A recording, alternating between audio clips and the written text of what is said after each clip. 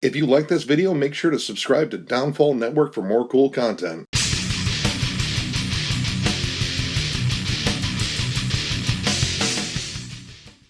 What's up, everyone? Thralls here once again. I am Necrotic Nick. And I'm Jammin, John. And we have an album review for you.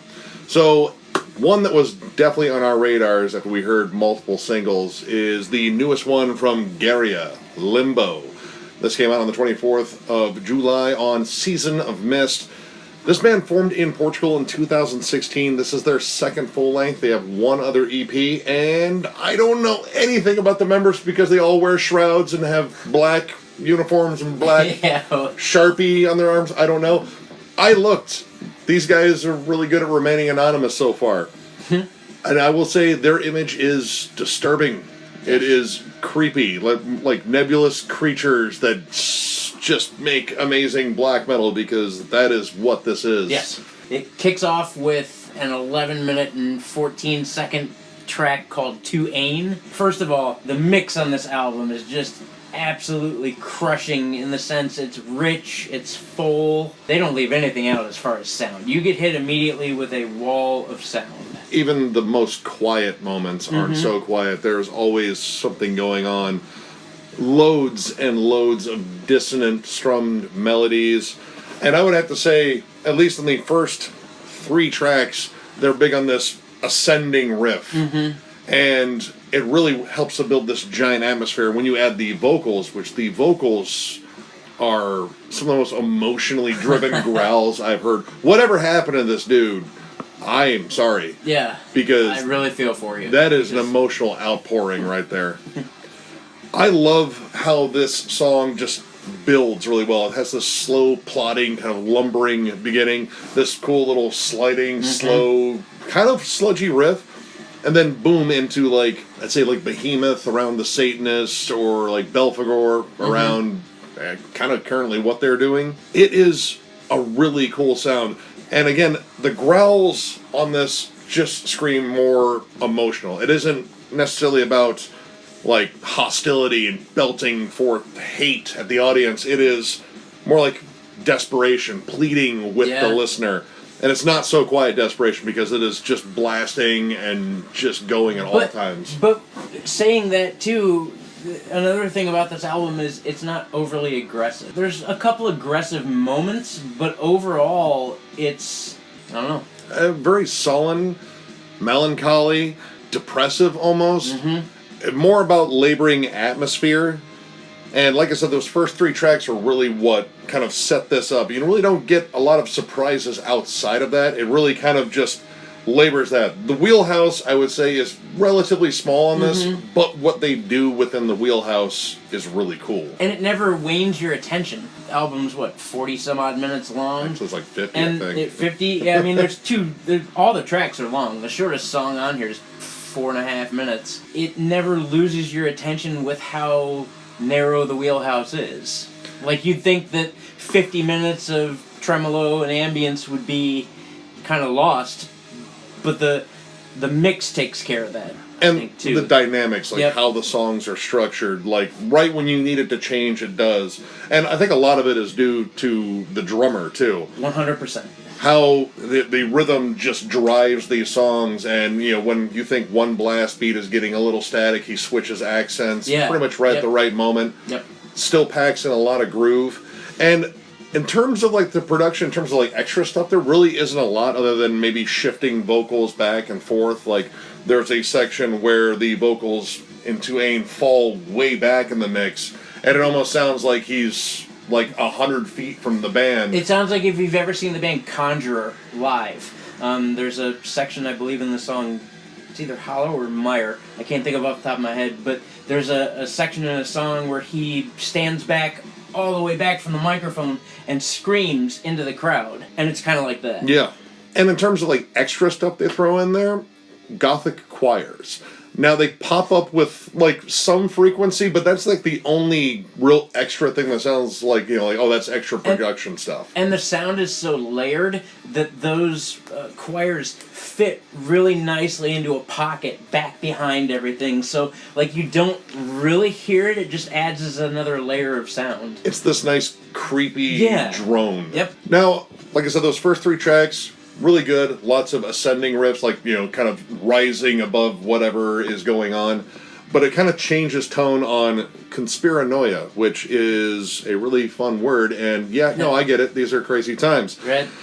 But this one, they change it to a descending riff. And this one just brings you down to, like, the depths. Like, this one gets heavy and dirty. There's notably, like, this really cool groove. It opens up the really awesome tribal rhythm thing. Yep. Leads right into this nice groovy pocket, and I love the guitar interplay on this. Dissonant melodies, some cool harmonies, and it just keeps building in intensity. And once again, those gothic choirs come back to really kind of layer it a little bit. Like, I think in terms of, if I was going to show someone a song on here in terms of how cool this production is, this might be the one.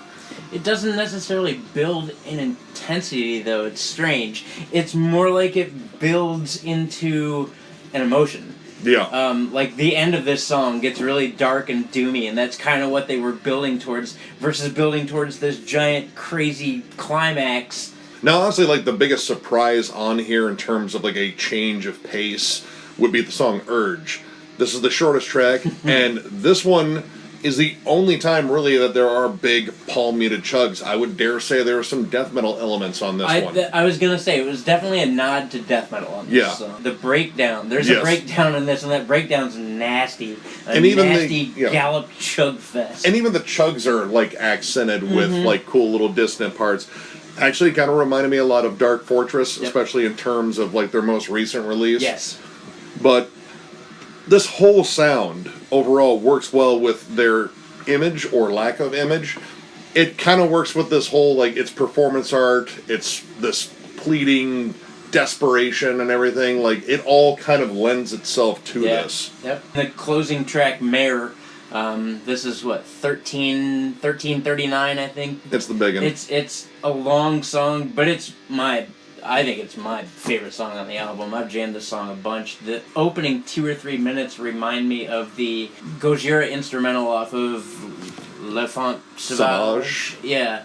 Just reminds me of that. Where it lacks in chugs, it has the ambient melodies that Gaerea used. And it's done over this cool, like, marching snare beat. It's good. It's an amazing song. And this one actually screamed like the big epic closer because it is a absolutely giant song, not only in length but the breadth of sound, structure. Like, it builds in tension. There are peaks and valleys, and that's definitely what you get in these longer songs too. But I absolutely loved listening to all this. Like, it is a really immersive listen, and that seemed to be kind of the theme for this weekend, was just very immersive listens across the board. This is fantastic. I'm still waiting to hear their first album because I ordered it, but I definitely want to hear more from this band in the future. If I was to take anything away from this album, though, is I do think it kind of plateaus a little early, like pretty much after Urge, which is near the end of the album. You've heard every surprise. There are no more surprises at that, and Urge is just kind of almost an isolated track in terms of the overall feel of it. It's definitely more intense. The vocals kind of shift from desperation to hostility. Yep. And I do like that. Again, they have kind of a narrow wheelhouse in terms of what all they do, but they execute it well. I just, kind of hope for like a little bit more variance, but overall, I really can't complain here because what they did is incredible. Yep. So overall, I'm going to give this 4 stars, and I think this is one of the coolest black metal albums I've listened to this year. And man, they are creepy as hell. It's like my nightmares got together and formed a band. It's just kind of wild. I kind of like the anti-image. The shrouds are very effective, but it isn't just a gimmick because these guys can actually play. Like, they are solid songwriters, and this is quite the listen. I strongly recommend checking this one out.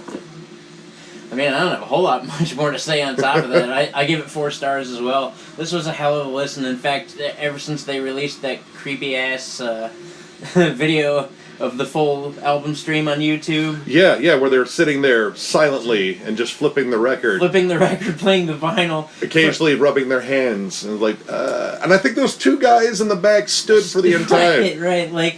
Hopefully you got good orthotics. But ever since that stream released, I've listened to this non-stop. I liked it the second I heard it, and the more I listen to it, the better it gets. Even though it's not broad in terms of things like technicality or even really going outside of the box of what they've created their sound to be, it's just a killer listen. It's a cool box. Yeah, it's a great box. So I want to see more of this. I can't wait to see these dudes live, because I would imagine that it sounds live very close to what it sounds like on the record. If not better. I would assume. So yeah, just stoked. 4 stars from me.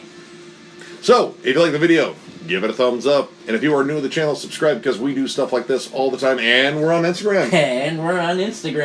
And I need to update Instagram, because I haven't updated Instagram in a while. Fail. Sorry. So I review predominantly underground bands and or unsigned bands. It's just a thing that I want to do to help get a push out there to so many of you guys that deserve it. So if you hit me up on Instagram, send me your material. I would prefer some sort of a press kit, just so I don't have to scour Google. As you just saw, we couldn't find information on these dudes. So I think that's probably deliberate. Right, probably. But yeah, if you send me a press kit and your CD, I'll definitely put you guys on an episode. And we've been quite busy lately, so I need to get back on that. But yeah, come to Instagram and say hello, and I'll say hello back. It's going to be a great time. All right, well, with that, thank you guys very much for watching, and we will catch you later.